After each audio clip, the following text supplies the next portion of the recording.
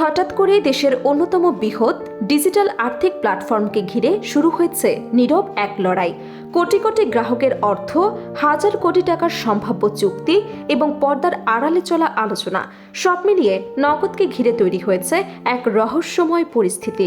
প্রশ্ন এখন একটাই, শেষ পর্যন্ত কার হাতে যাচ্ছে এই বিশাল প্ল্যাটফর্ম? দেশের মোবাইল ফাইন্যান্সিয়াল সার্ভিস খাতে বর্তমানে সবচেয়ে আলোচিত বিষয়গুলোর একটি হল নগদের সম্ভাব্য মালিকানা পরিবর্তন। 5.5 কোটিরও বেশি গ্রাহক এবং প্রতিদিন বিপুল পরিমাণ লেনদেনের কারণে এই প্ল্যাটফর্মটি বাংলাদেশের ডিজিটাল অর্থনীতির একটি গুরুত্বপূর্ণ অংশে পরিণত হয়েছে। ফলে এর মালিকানা কাঠামোতে যে কোনো পরিবর্তন স্বাভাবিকভাবেই গ্রাহক, বিনিয়োগকারী এবং নীতি নির্ধারকদের জন্য কৌতূহল সৃষ্টি করেছে। নগদ যাত্রা শুরু করে 2019 সালের 26 মার্চ। ডাক বিভাগের ডিজিটাল আর্থিক সেবা হিসেবে চালু হওয়া এই প্ল্যাটফর্ম খুব অল্প সময়ের মধ্যেই দেশের অন্যতম জনপ্রিয় মোবাইল আর্থিক সেবায় পরিণত হয়। রাষ্ট্রীয় পরিচয় এবং দ্রুত প্রযুক্তিগত বিস্তারের কারণে নগদ গ্রাহক সংগ্রহে উল্লেখযোগ্য সাফল্য অর্জন করে। তবে শুরু থেকেই প্রতিষ্ঠানটির মালিকানা ও পরিচালনা কাঠামো নিয়ে বিভিন্ন প্রশ্ন এবং আলোচনা ছিল। প্রযুক্তি উদ্যোক্তা তানভীর আহমেদ মিশুক, কাজী মনিরুল কবির সহ একাধিক উদ্যোক্তা এই প্রকল্পের সঙ্গে যুক্ত ছিলেন। পরবর্তীতে বিভিন্ন ব্যবসায়িক এবং রাজনৈতিক ব্যক্তিত্বের সম্পৃক্ততা নিয়েও আলোচনা সামনে আসে, যা নগদকে ঘিরে বিতর্ক আরও বাড়িয়ে তোলে।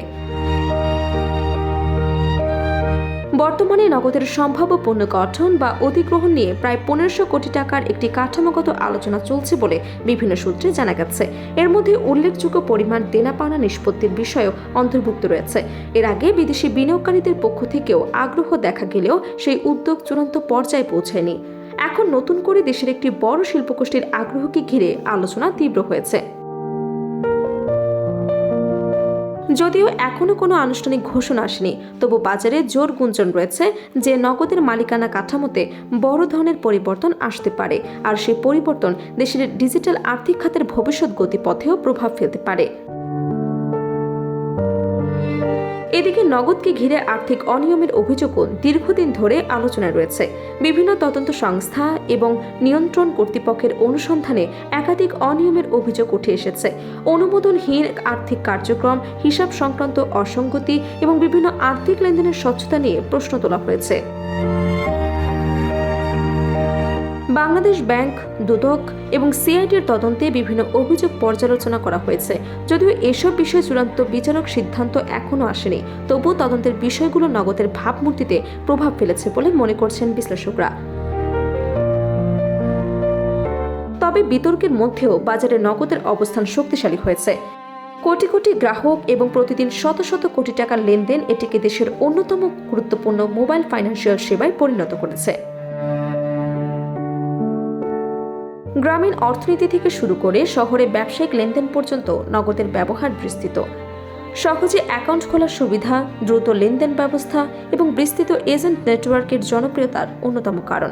এছাড়া প্রবাসী আয়ের একটি অংশ এই প্ল্যাটফর্মের মাধ্যমে দেশে পৌঁছায় বলে জানা গেছে।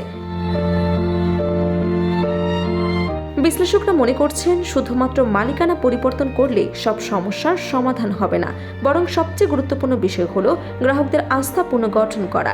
কারণ কোটি কোটি মানুষের অর্থ, দেশের ডিজিটাল আর্থিক ব্যবস্থার স্থিতিশীলতা এই প্রতিষ্ঠানের সঙ্গে জড়িত।